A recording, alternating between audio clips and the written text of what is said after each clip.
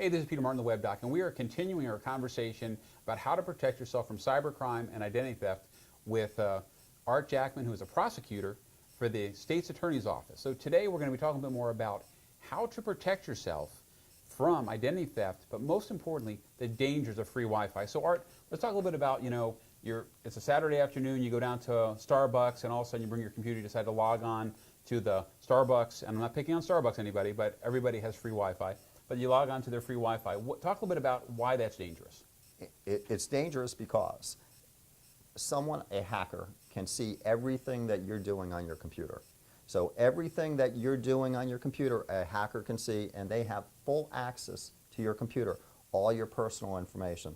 So then the hacker can then get a little information, then from other public sources, whether it's Facebook, LinkedIn, or some other sources, they can get a little more information about you and steal your identity.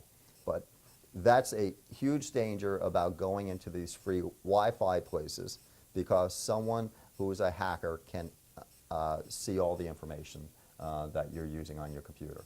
And then access whatever you have on your computer. And then literally, now you become a victim of identity theft. And from your office's standpoint, how hard is it to actually catch these people? Because I understand that a lot of these people doing this are actually selling the information to people in other countries. And that's what's happening. The information is then forwarded to someone else. So, and the people, they don't know where their information was compromised. Mm-hmm. So trying to prosecute those cases is extremely difficult. So that's why we're trying to get the message out about prevention. Prevention, okay. Because to the likelihood of a successful prosecution against someone who's hacked into your information when we don't know where it happened, how it happened, and some other variables, that it's going to be extremely difficult to prosecute. So that's where we're trying to get the word out.